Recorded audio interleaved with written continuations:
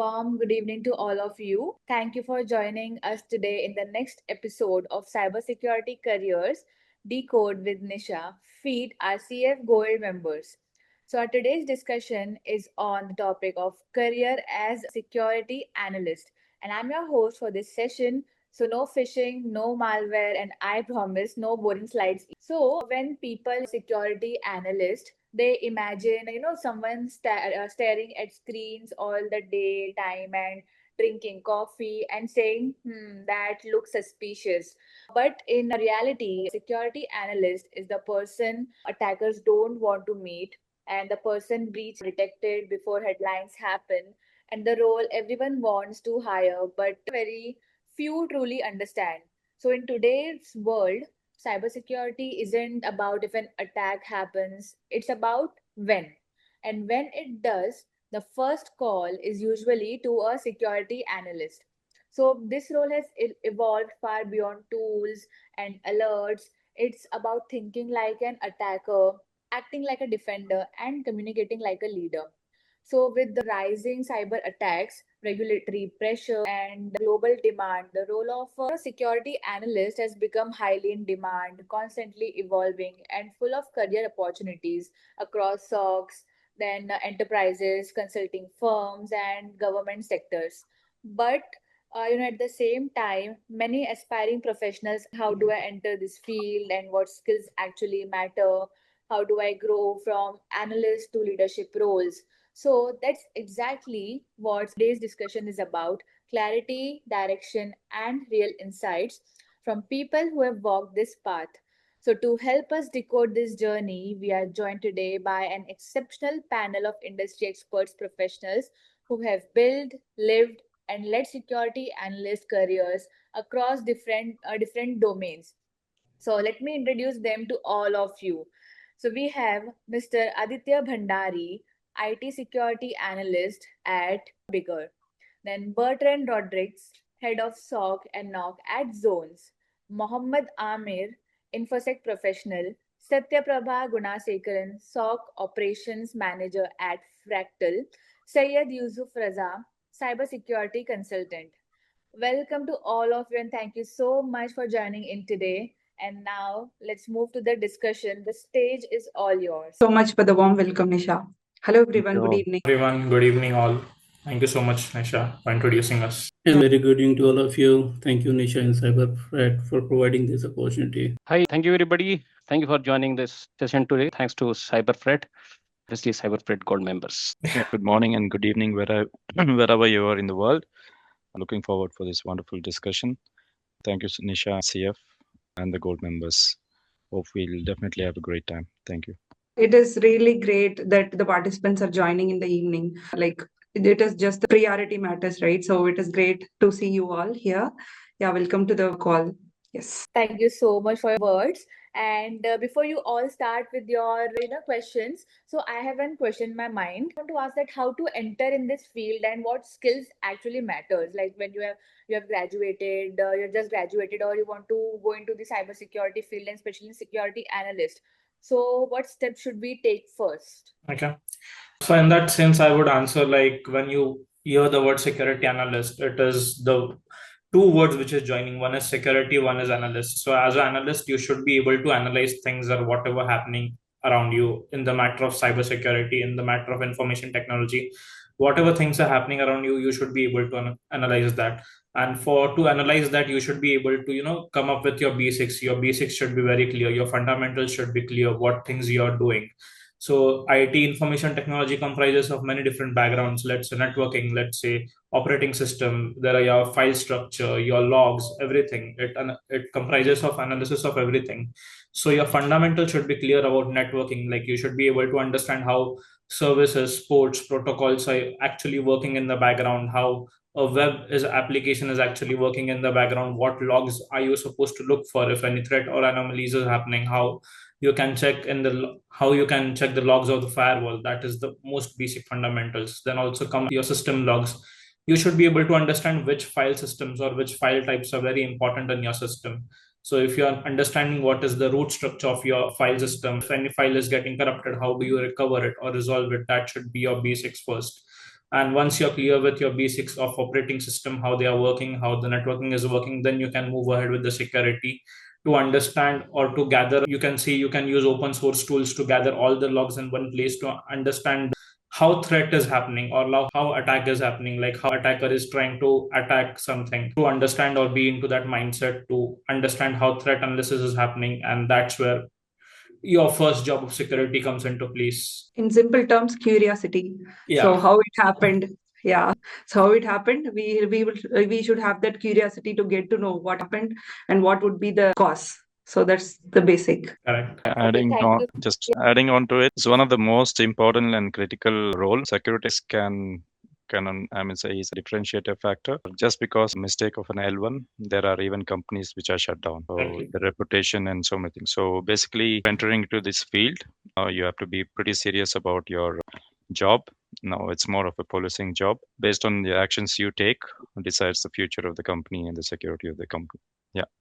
Thank you. So I can say it depends upon the interest of the person also, like why he want to pursue as a career into the security analyst. So if he is very much interested to do the, technical analysis or threat hunting, then it adds the value to his role. So, as Aditya said, but before getting into the security, your fundamentals should be very much clear. You should know how the operating system work, how the different devices works, because ultimately you're going to work with the logs of the different devices, which is integrated into the same solution. So, unless and until you don't know about the basic of the device, how it works, what is the pattern, what are the don'ts and don't, like what will be the anomaly, what will be the normal pattern. So it would not be helpful to work efficient way. So that is much required, the basic understanding of the IT fundamentals. Correct. Amir sir, you're on mute. Even I agree to that. I mean, just wanted to add that you need a curious mind, especially why it happened and why if something is not normal, why it is not normal. You need to have that analytical mind. You need to think logically while you are looking after any sort of incident. It is not like, okay, this sort of incident comes. I mean, we have faced like this sort of incident as a false positive. No, every incident you need to analyze and think logically. Obviously, the fundamentals that you read, especially seen, I have I mean mentored a couple of students whom I found that even after doing their graduation, they do not know about the basic of, I mean, networking. What is IP? What are some commands that they use related to IP? We have Linux and operating system. I mean, other operating system and their commands. How to read the logs? What are the importance of those logs? So basic of the IT, basic of the networking, understanding the systems, thinking logically, and again, even more important thing is communication or communicate clearly or effectively. Because when you are a security analyst, you have to communicate with other stakeholders, the users, with the next level of yours. So how effectively you are communicating that incident that matter to the stakeholders, very much importance, I think. Okay. Thank you so much for all of your inputs. I think let's go with our first question. And as Aditya sir just started, so you can go with your first question. Thank you, Nisha. So, Mr. Bertrand, Mr. Amir, as you mentioned in your answers, that many of the L1s or many of the students actually used to make mistakes. Because of mistakes of the L1, the companies has been shut down. But today we see that many of the tools and many of the companies are using AI and they are using logs, they are using automation for their tools and purposes. So, how do you see traditional 24/7 SOC, which was existing or which is still currently existing in the market? How do you see that this traditional SOC should go in hand with AI and automation? Because many L1s are making mistakes, being 24 hours on the shift, like not the 24 hours, but they're constantly on the shift. So does it really matter to have a 24/7 system, or should we have a redesign to this SOC environment, like how it should be happen in the world of automation and AI currently? Thank you so much for the question, Aditya. So to answer the question, what I suggest is, now my perception, yeah, we definitely have to have the 24/7 SOC model, because that we can tick two checklists. Like one is about compliance, and it also gives a lot of confidence for the customers that lists are there 24/7 monitoring their organization environment, so that their security posture would be secure and strong. So that's one of the reason definitely we need to have 24/7. But answering to your question about AI and automation, definitely there's a requirement where the SOC 24/7 needs to be redesigned by using and automation features. So the best example would be Microsoft Sentinel, where we have Microsoft Suite, right? We have Sentinel plus Defender XDR. So now how this can be bridged in the current traditional SOC is some of the AI features is having AI based analyticals. I would not go into detail. Might be since it's been recorded. You can use these terms and just go on different AI tools or on YouTube to just get to know what just basically the more detail of it. And one of the main feature is cross domain relation with related to identity, endpoint, email, cloud, network, and all that. Just give you example of the power of cross-domain correlation. In a normal SIM, so if you get different 50, I'm saying different alerts, approximately around 50, right? So you can't have all the analysts work on all the say, different 50 alerts. Fatigue, it's a lot of time and all that. But if you use XDR, which is kind of AI based and basically automation, cross domain correlation. So, example, if there's a phishing email in the Outlook, and if it's a suspicion login in the Entra ID, and if there's a process execution in the laptop, so everything will be kind of taken together, and there'll only be one incident. So it combines all this different alerts and combines into one incident, so that the analysts can work only on one holistically. So that's the power of cross-domain correlation, basically used for under based. And then if you see even efficiency of automation, we can definitely use the SOAR. It helps in enrichment. So basically, automatically it checks the suspicious IP, virus total, or you can have remediation steps using playbooks. Playbooks is nothing, having automation. if an alert reaches any certain threshold, the system can automatically reset a password, revoke sessions, revoke MFA, isolate the device, or block an URL at the firewall, and all that. So the major thing is using automation. What are the major advantages? So another playbook can be used also is auto assignment of incidents to the analyst. So if you can just feed in, if you use Microsoft Teams, right? It's integrated. So if there are 4 analysts in the team, when you set that rule, auto assignment, the analyst need not go manually assign the ticket in their name. Just the auto assignment will do its job, and that will really contribute to reducing the mean time to knowledge. Then another thing is threats contained before a lateral movement. Before any lateral movement happens, that the threats can be contained. And detection quality improves month over month. Then SOC analysts can focus mainly on the critical and complex and high incidents rather than doing the basic triaging and all that. And using automation and the main feature, using Lighto, the SOC team can work on different multiple team tenants or customers. And the tool can also help SOC analysts to be more efficient. And when it comes to business, it really plays a great thing. So you have whatever is required team size, you can leverage more customers. So if people are efficient, you can have more business, more revenue to the company. So it's just in a nutshell, AI and automation definitely needs to be used to to ensure the optimization of SOC happens and get more business. So yeah, that's the answer. If anybody will be open to it, thank you. Yeah, I agree with Bertrand that obviously there will be some fundamental changes in the SOC, how the SOC operates. But yes, on a whole, it will be the same. The only things that the big shift that I see is that the level 1 or L1 analyst sort of role will be basically go to the AI. So AI will filter, it will correlate, it will enrich the alerts. Or if I have to say in one word, like AI first triage, will be like the first triage will be dealt with by the AI, and human will deal with the first decision. So I mean, impact assessment, response decision, that will all be with the human. But yes, the first level of management will be the AI. Okay. Right. Like continuous monitoring, like always, like the L1s who are sitting all night, they have to continuously monitor all the logs. So it won't be, obviously, because if you see the number of analysts that you see is mostly on the L1 side. L2, Correct. Yeah. L3 starts reducing day by day, or I mean based on the organization.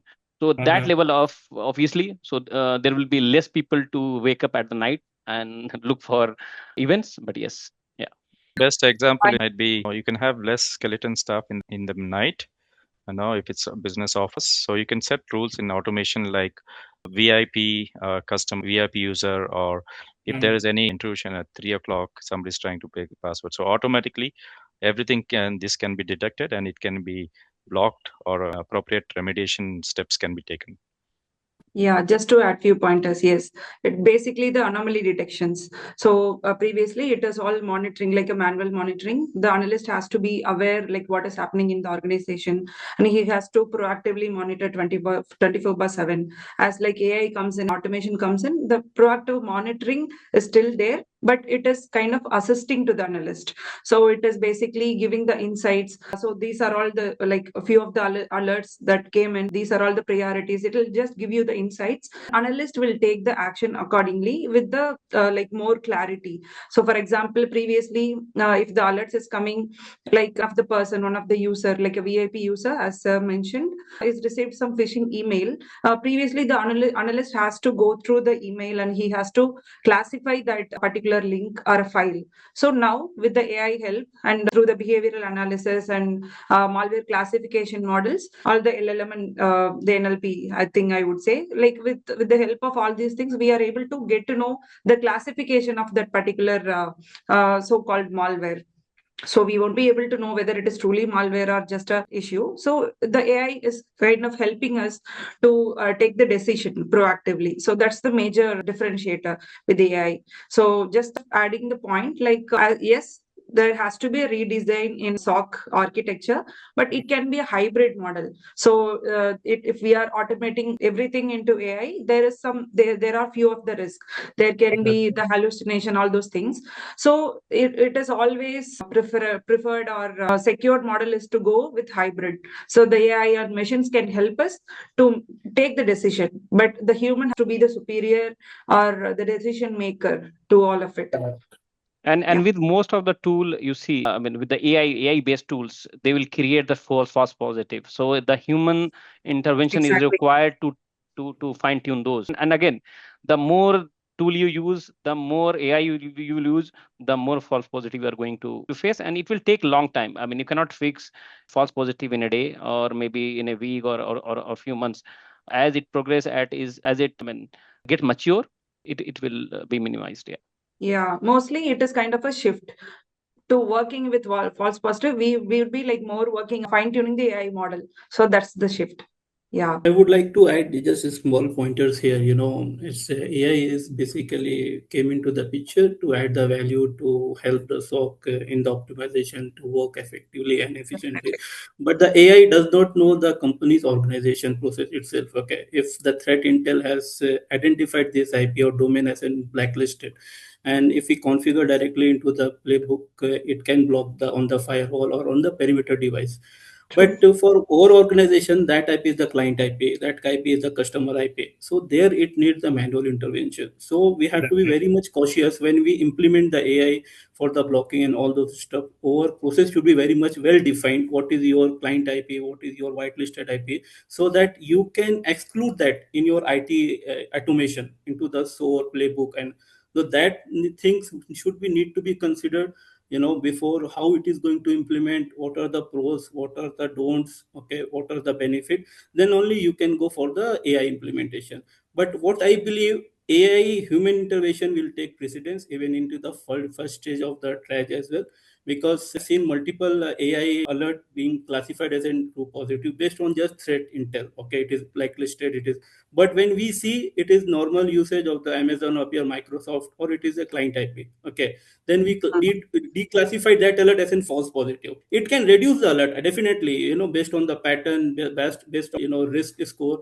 It can correlate and it can make the single alert based on the 50 or 100 alert. But still, manual intervention and manual like analysis is much required into the SOC. That is all. Definitely. So, for example, with the same scenario that you gave, if we have automated, like whenever the reputation is bad, but the reputation IP is actually the our IP, our server IP. If the AI is automatically shutting down, then it is the risk. Yeah. So, It happened, really yeah, happened, and it has created a lot of mess it's a in real time our scenario. environment. Major breakdown. Absolutely. People were shouting. So when we realized no, it has happened, and then we revoked the IP. So automation also plays something very bad. So we need to be very much cautious. Yes. I must admit the question was very interesting that all our panelists are just giving their inputs and we're learning more and more of this question. I think we can move on to the next question then. Sir. So my question will be with Satyaprabha mainly. But everybody welcome to answer or keep up into this. So we talk about security analyst L1, L2, L3. Generally, people. This question comes a lot to me when I discuss this. When people around me who are especially starting their career or who are early in their career of information security or cybersecurity, especially the people who come from software background, they say, "What is next for me after a few years?" They say, yeah, in some companies you work for 2 years or 3 years, then you get SOC 2. But some people are very serious and working some an organization like Big Four all, where every years they are getting promoted from SOC L1 to L2 to L3. Then they say, what next? So what I mean, when my question is, what career path do you see for SOC analysts commonly, where they move after a few years of their job? It's a very good question, Amir. So, like, I'll just intro about myself. So, I didn't give the right. So, like, initially, I started my career as a security architect, which involved I started my career with L&T. So, previously, like in the initial time, we were doing the smart city designing kind of thing, where it involves everything, like including the security architecture designing, BOQ optimization, and implementing the solution. From that, detection and response rules creation, and it kind of everything. So all the cybersecurity areas I have been there, but we need to have that interest, like wherever we want to go as a next.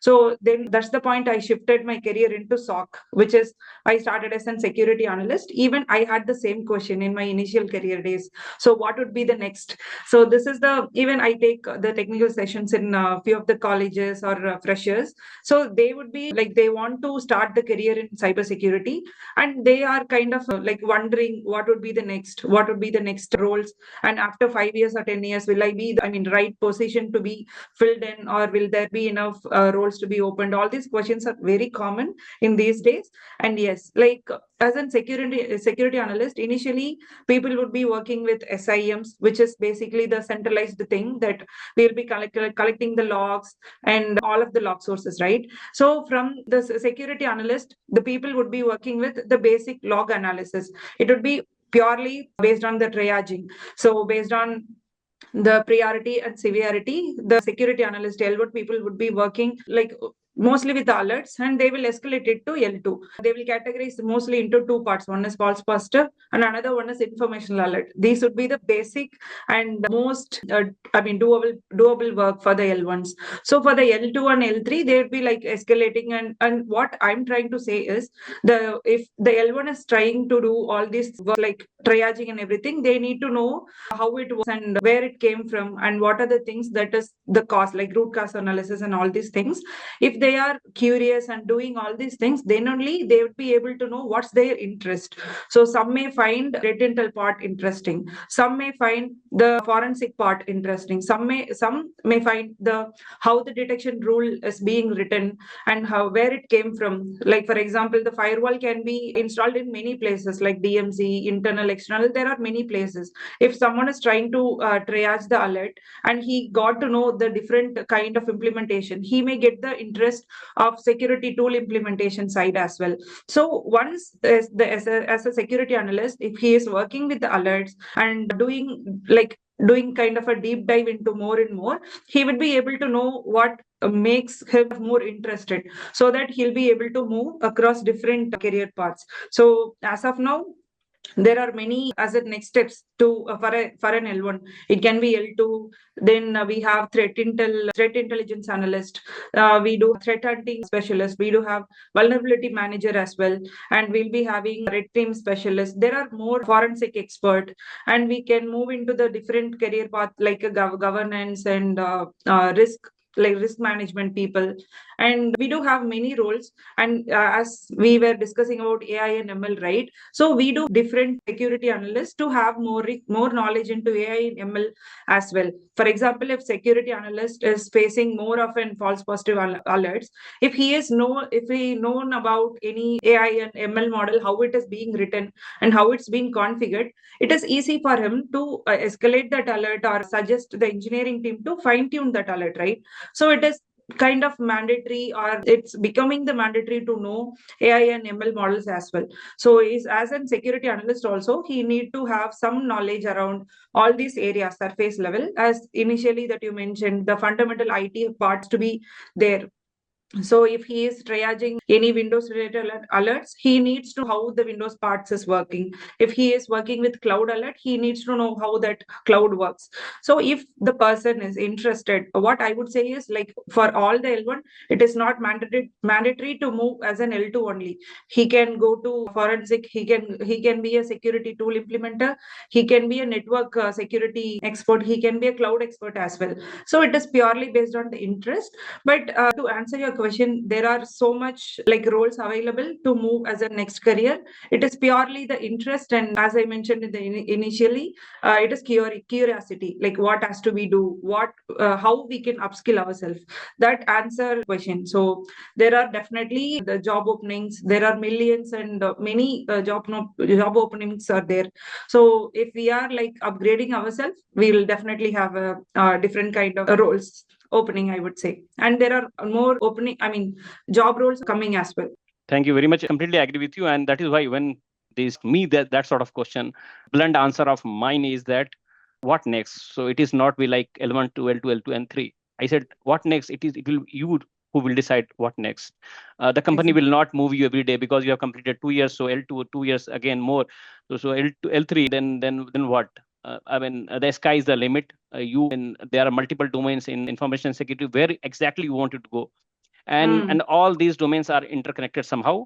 It is not like whatever you will learn in SOC, it may be beneficial for you, maybe in vulnerability management, maybe in threat intelligence.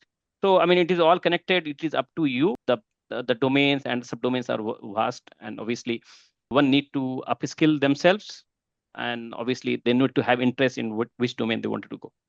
And anybody want to add here? Yes, Amir and Satyaprabha has given clear paths to all the audience over here, so they know what path to choose and how they can proceed for the domain. Okay, next question, Yusuf, you can take. So my question is to Aditya. So like to know what are the common challenges faced into the SOC and how to overcome those challenges. So we are discussing, analyst and center, but it is combined effort, combination. So what are those challenges faced into the SOC and how you will overcome those challenges? So this answer is kind of combination of all the answers which we have given earlier. So it's like where AI is coming now, L1 making lots of mistakes, handling those mistakes. So that is one of the most common challenges. Like there are, because of the AI and because of the automation, there are lots of false positive. There are like lots and lots of alerts every day, lots and lots of logs to look for.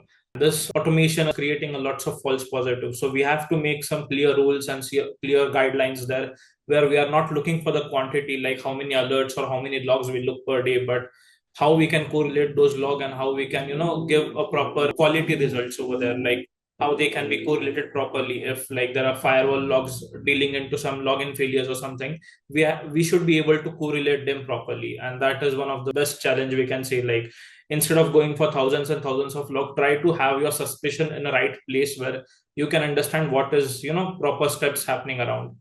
Because of this, reading through logs, there are like lots of burnouts, because L1 are new in the field. They have not really worked with the 24/7 first. They are freshly graduates, or like with 2 years of experience or something. They are working in a 24/7 environment. They're where they are working in the night shifts, going through logs, understanding how processes are working. It causes lots of burnouts, which makes them forget or miss the alerts or miss the threats, which they are not able to see because that's not what they have dealt with. So there has to be some kind of playbooks as well. Like if you see some kind of particular alerts, if you see some kind of particular logs, what's the next step you should be following?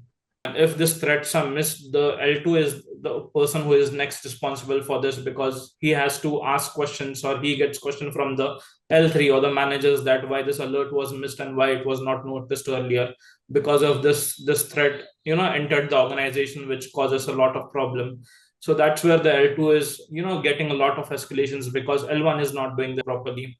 So it's not like I'm pinpointing that L1 is not doing properly, but it's just a basic process which we are missing, that L1 is the new in the field, and we have to understand that we have to create our own playbooks, we have to create our own detection rules, we have to create our own processes, which will help them understand that what is really happening and how this threat or how this alert should be dealt with, like you should deal with.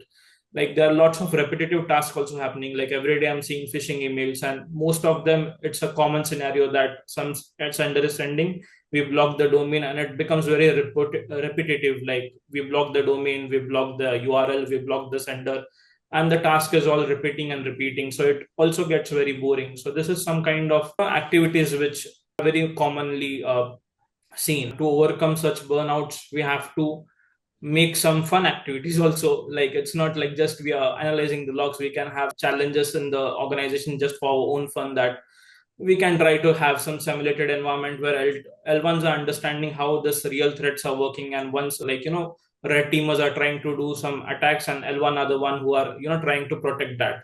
So it could also be a fun way to also deal with such some things like that. Next, I would say is like business alignments. Like there is no proper, ownership of the rules. Like I am seeing, let's say there are 5 L1s in the shift. Those 5 L1s would be like, we have alert on system. Who will be the person who to take that ownership of that alert? They will be like, should Aditya be the one who, to get assigned that alert, or should it be Amir who should be, assigned with that alert? They will be facing lots of challenges like that. So there should be a clear ownership rules, like this alert has to be assigned to you if you're in that particular shift. Doesn't matter you have 5 L1s or you have 10 L1s. If you see an alert, you should be able to work with that alert, no matter how difficult it is. You should not run away from the ownership, but learn from such type of alerts. So that is basic challenges which we daily face in our SOC solutions, see a SOC environment. If anyone wants to add any more points to that. So just to add one more point, so for a security analyst, he has to go through the alerts. It is kind of a repetitive task. It is really tough to get updated, and what I can say, the threats really fast, and in the AI era, there are many threats upcoming in every day. So it would be really useful for the security analyst to have some budgets and help them evolve, help them to have the new certifications or any kind of courses or skill training. It would help him to upskill himself and to make that alert triaging more efficient way. So that would also that is also a challenge what I see with the organizations or with the people that I worked. So if they are not able to upskill themselves with the very shift, all these things, kind of a stressful job, right? There has to be a budget, and there has to be some things to make them comfortable, and also like skill training. Yeah. Correct. Yeah, definitely. I agree with your views. It should be the combination of people, process, and technology. So the process is well defined, then you can, better work in the efficient way. And also the roles and responsibility needs to be defined. And where the AI comes in the picture, you have the less noise, less alert fatigue. And also Satya has also raised the proposal that you have to motivate with some kind of training to upskill them. Yeah. Thank you. I just wanted to add, when we talk about SOC, people mostly consider this as a very technical role.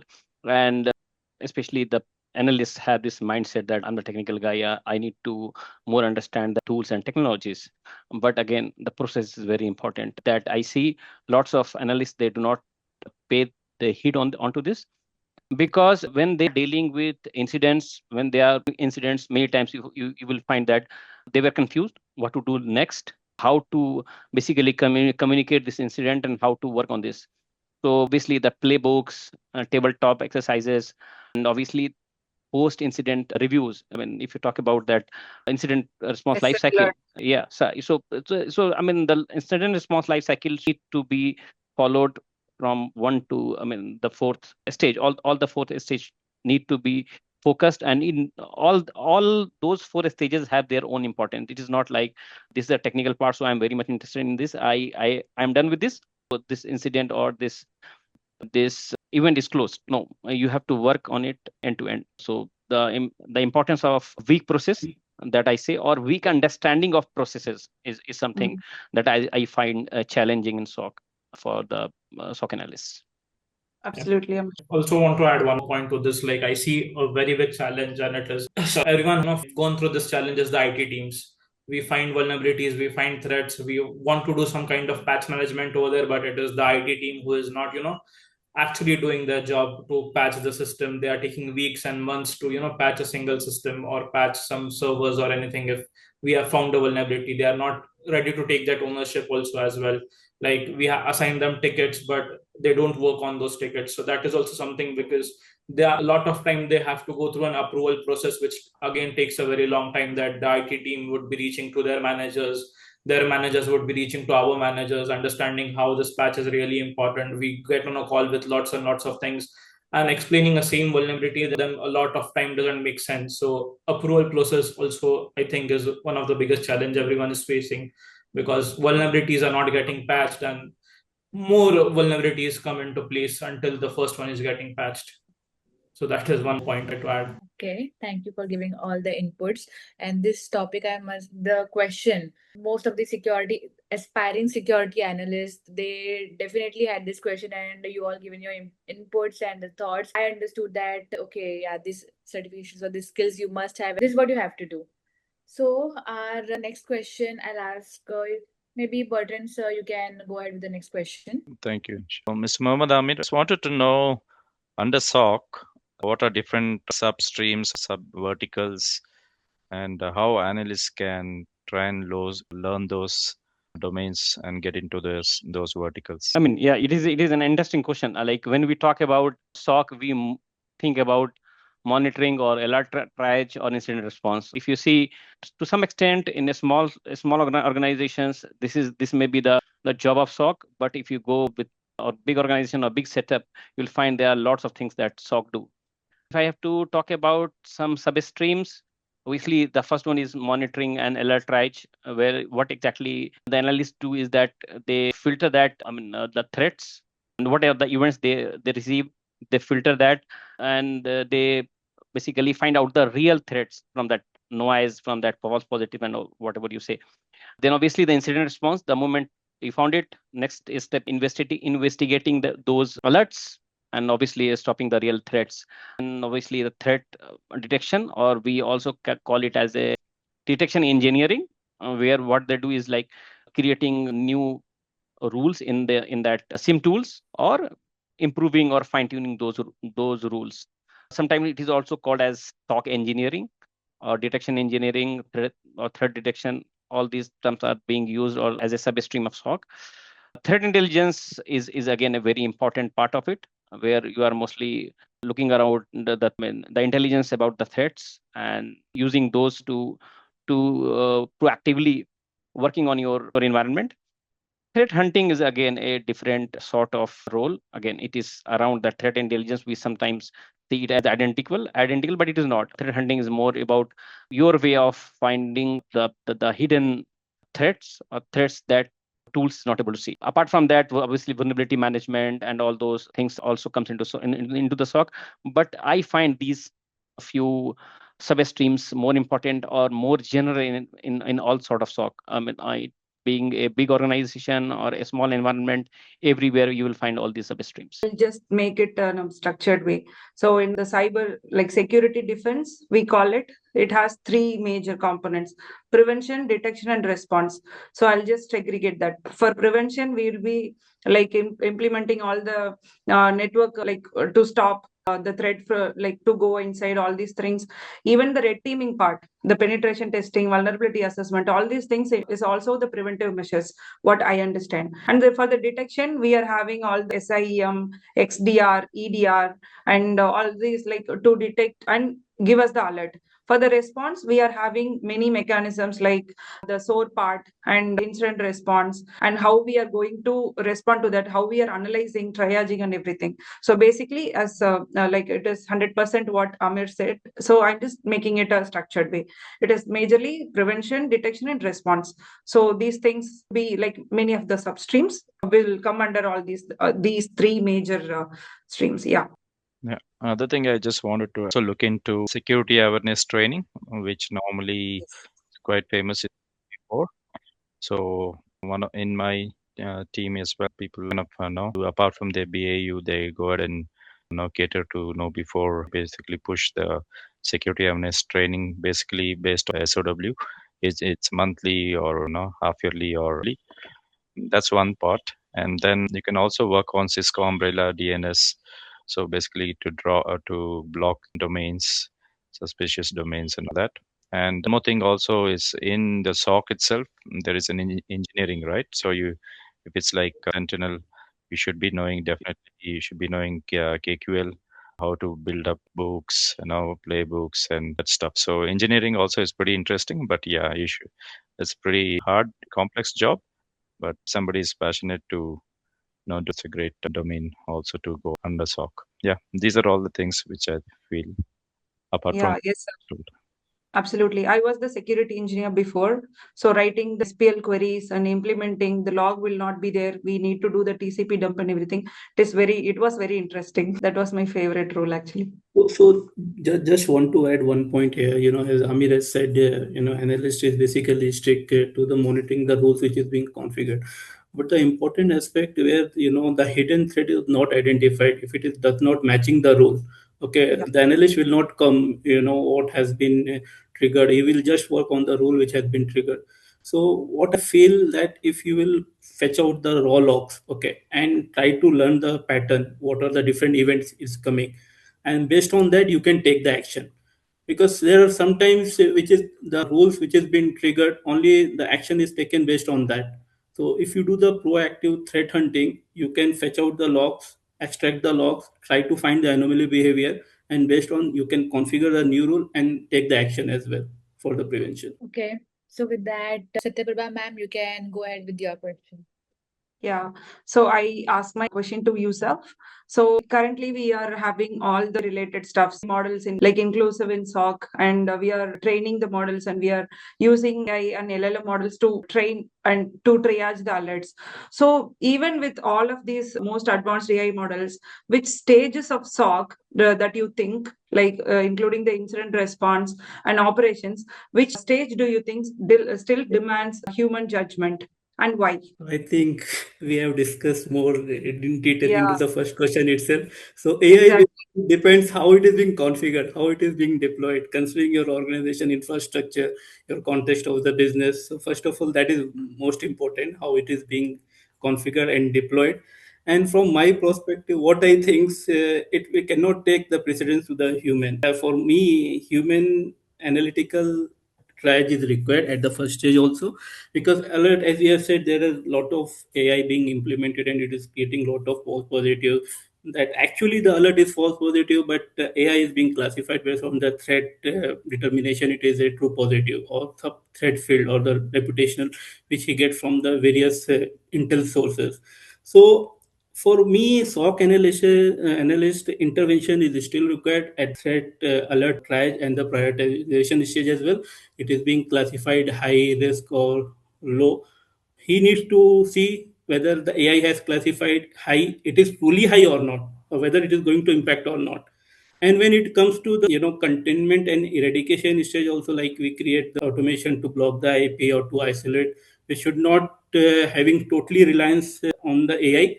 It should be a manual check also, like what we are configuring, it is properly configured. It should not isolate or block the OS infrastructure IP or the client IP. Proper, checks needs to be done before we give the instruction to the AI for the blocking, containment, eradication. So what I feel that yeah, AI human intervention is required, and that is the reason based on the organization infrastructure and how it is being configured. Yes, sir, absolutely. I know these are the things that we are like discussing from the start. The major thing I asked this question is to like I was expecting this answer like in a normal manner. The AI will help us to like decide what has to be do next, and it will give us the suggestion. But we have to decide what has to be do and in which manner. For example, like we are working in an MSSP environment. If something goes wrong and an incident happened, so if we have automated the scripting, or if we are automated to send that report to the client, it will be the pure, actually the truth, it will be there in the report. It won't give any of the why it happened and everything. If I or any a human being is explaining that to a client, it will involve some empathetic kind of a manner. So the behavior, all those things that AI will never replace, and that's where the human intervention is needed, more of an emotion perspective or decision making or strategic movement, I would say. Decision AI making, will, yeah. yeah, So AI will have, basically, it can help to reduce the noise, based on the pattern. It can basically create the risk score based on the pattern what he has identified. It will help the SOC analyst in the way of technically, working. yes, sir. Technically, yes. What my So point that is was, technically AI will be definitely useful, but the communication wise or strategic wise, the human would be having the intervention would be more useful or efficient way, I would say. So that was the essential way that I asked it. And Yes, my understanding that all the incidents are not equal, and all the incidents are not going to harm you in the same way. So correct. understanding the business context is very important, and that cannot be done by AI. For that, Yes, human mind is required. yes, sir. Nisha, you're on mute. Thank you. After the next question, Aditya sir, if you can take. Yeah. So my question would be to Mr. Amir that as we have already discussed few of the most points, like now as we have discussed also about the AI and automation part, what should a person who is entering into the SOC should do that for the next 5 years that advice would be still valid? Like next 5 years, the AI models would be getting better and most of the automation stuff would be also getting much better in the alerts and in the triage process. So, what should a person who is entering into SOC right now, what advice would you give them, which is valid for next 5 years as well, or maybe next 10 years as well? Yeah, yes. Because we do not know what AI will bring in next 5 years. One thing is for sure going to stay, even it is AI or even something better than AI is coming. When you talk about the security analysis or SOC role, the one thing is very important. You need to master the logic behind the security. Why alert has happened, how attack is can spread, and what actions matters based on the business context you are in. It is very much important rather than just looking after or reacting to the alerts. And again, tools will not matter. Tools will, you see in the coming day, lots of consolidation in tools. Okay. Security tools will change over time. It will come and go, but attacker will always look around the weaknesses and move through the systems similar ways. So you need to understand that similar ways.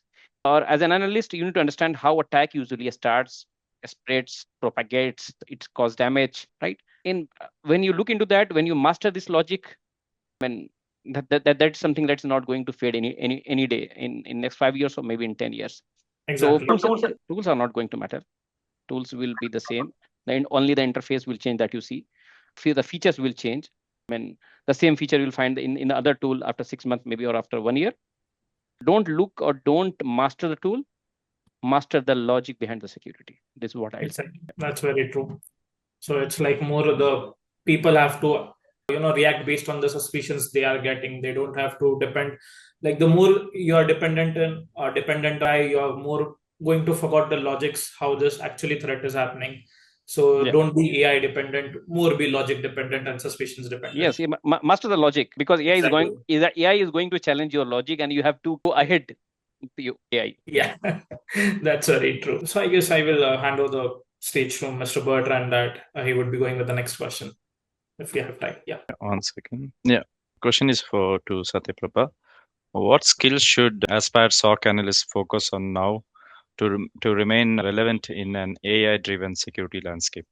Okay, yeah, thank you for the question. So it is related to the previous question that Aditya asked. So it is definitely like whatever it comes in. So now we are talking about AI, Gen AI, agents, and after some time, like the quantum is already in place. So the quantum computing, how we are going to take that skilling all these things, it as Amir mentioned, it is all the basic logics. So for security analyst, it is always SIM. So that's the basic thing. So if the person is clear about how it works, then all the things like that, the newly coming technologies, even if it is AI, ML, or agents, it is just helping us to optimize our work. So the basic things and the basic logic has to be understood, and after that, whatever the technologies comes in, we can get that adopted. So when you ask particular about AI is more of an LLM and models, right? So we are training the models to like kind of assist us to make our job easy. So if as a person security analyst, if he is having some idea trying to learn about how the AI models works and how the LLM is getting trained and how it is being fine tuned, for example, something may happen like if we want to fine tune some of the alert, we need to know how it works. Then only we would be able to give some suggestion or ask the security engineer to fine tune the alert for us. Without having any background how it works, we won't be able to know what to do next. So even the security engineer or anyone, if we are like even with the threat intel team as well, if we are knowing how this integration API integration works, so we are integrating all the log sources and even the threat intel part to SIM, right? If something goes wrong and like if the integration fails, we need to know how it works. Then only we would be able to find what goes wrong. Same happens with AI as well. If we are knowing how the models works and all these things, then we would be able to understand that part, how it works and how it is helping us. Basically, if we are having all these ideas, it would be really useful. So I recently came through blogs like in Asia Pacific itself, it was around 34%, I guess 3.4 million like cybersecurity professional shortage. Whoever has like AI and ML knowledge would be kind of a prioritized, or they will be giving the preference. So it is not kind of an what will be the next or the next steps. It is already in place. So whoever may be the cybersecurity professional, he needs to have some idea about how the AI and ML works and how the agents is being used and how the automation in place. All these things are became the mandatory already. Yeah, so these things has to be the thing. Like we can try to learn about few scripting languages, or we can try to learn about the models, as I mentioned, how it, and we can try to learn about the agents, AI agents, how we can create it and how it can help us. So all these things. So as I mentioned, the quantum computing is kind of in trying to help us with the optimization and the run. As we all know, like the professionals, security analyst will alert fatigue, the false positive alerts. One more thing is there that would give us the frustration is loading time in SIU. It would take hours. Like for example, if you are loading, like if you want to see some raw logs, for example, I'm taking Splunk. It has three modes: verbose mode, fast mode, and smart mode. If you are running something just to see the graphics or just the statistics, you would be running in fast mode. It would take few time. If you want to see more logs or if you want to see extract some events from the raw log, you need to run it in a verbose mode. That would take hours and hours to load it. Even if you run for 1 hour, it will take so much time. Just as a disclaimer, I'm not complaining Splunk. I'm just stating the fact that these are also one of the challenge. So for all these things, the quantum computing or the other technologies that would come in the future would help us.